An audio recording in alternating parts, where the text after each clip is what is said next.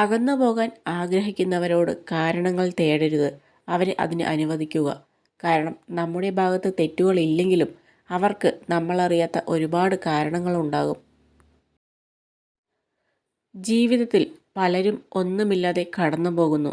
അതിനാൽ നിങ്ങളുടെ കയ്യിലുള്ളതിനെ ചേർത്ത് പിടിക്കുക, അതിൽ നന്ദിയുള്ളവരായിരിക്കുക. പരിഗണിക്കുക എന്നാൽ ഹൃദയത്തിൽ ഒരിടം നൽകുക എന്നാണ് അർത്ഥം.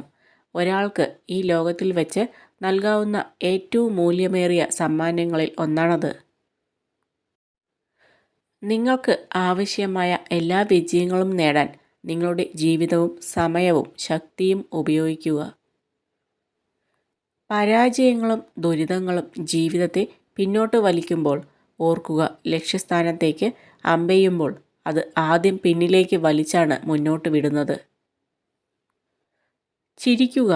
ചിരി ശാരീരികവും മാനസികവുമായ പിരിമുറുക്കങ്ങൾ ഇല്ലാതെയാക്കും, നിങ്ങളെ മനോബലം ഉള്ളവരാക്കും. മെഴുകുതിരി പോലെ മറ്റാർക്കും വേണ്ടി എരിഞ്ഞു തീരാതിരിക്കുക.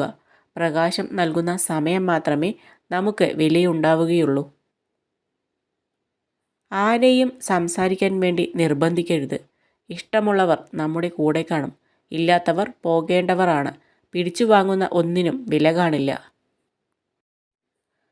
മാറ്റങ്ങൾ ചിലപ്പോൾ വേദനകൾ സമ്മാനിച്ചേക്കാം, പക്ഷെ ചിലപ്പോഴൊക്കെ അത് അനിവാര്യമാണ്. ചിലതൊക്കെ അങ്ങനെയാണ്. എത്ര അടുത്തു നിന്നാലും ചിലത് അകലെയാണെന്ന് തോന്നും, പക്ഷെ എത്ര അകലെയായാലും ചിലത് അരികിൽ ഉണ്ടെന്ന് തോന്നും.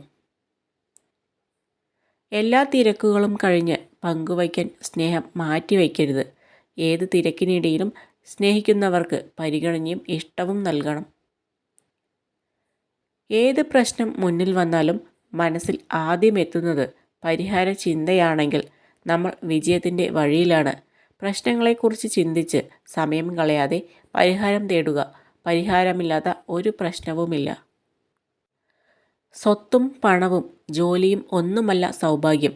നമ്മുടെ കണ്ണു നിറയുമ്പോൾ തുടയ്ക്കാൻ ഓടിയെത്തുന്ന കൈകളും നമ്മുടെ കൈ വേദനിക്കുമ്പോൾ കണ്ണു നിറയുകയും ചെയ്യുന്ന മനുഷ്യർ നമുക്കുണ്ടെങ്കിൽ നമ്മൾ ഭാഗ്യമുള്ളവരാണ്. വിശ്വാസം എന്നത് പെട്ടെന്ന് നേടിയെടുക്കാൻ പറ്റിയ ഒന്നല്ല.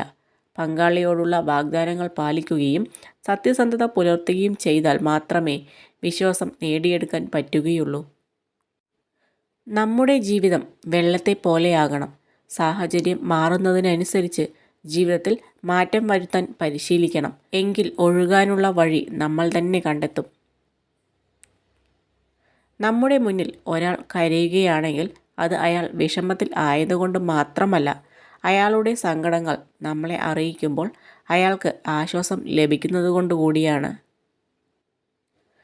എത്ര തന്നെ മുറിവുകൾ ഉണ്ടായാലും കഠിന വഴികളിൽ കൂടി പോകേണ്ടി വന്നാലും തളർന്നു പോയാൽ കൂടിയും പിന്മാറാതിരിക്കുക. കാരണം ഒരിക്കൽ നമ്മൾ ലക്ഷ്യസ്ഥാനത്ത് എത്താതിരിക്കില്ല. നമ്മുടെ ജീവിതമാണ് ലോകത്തിലെ ഏറ്റവും വലിയ അത്ഭുതം. എന്താണ് നാളെ നമുക്ക് സംഭവിക്കുക എന്ന് അറിയാതെയാണ് ഓരോ ദിവസവും നമ്മൾ തള്ളി നീക്കുന്നത്. പുറമേ നിന്ന് നോക്കുമ്പോൾ സന്തോഷവാന്മാർ ആണെങ്കിലും മിക്ക മനുഷ്യരും അവരുടെ പ്രശ്നങ്ങളുമായി മല്ലിടുകയാണ്. അതുകൊണ്ട് തന്നെ നമുക്ക് ചുറ്റുമുള്ളവരെ അടുത്തറിയാൻ ശ്രമിക്കുക.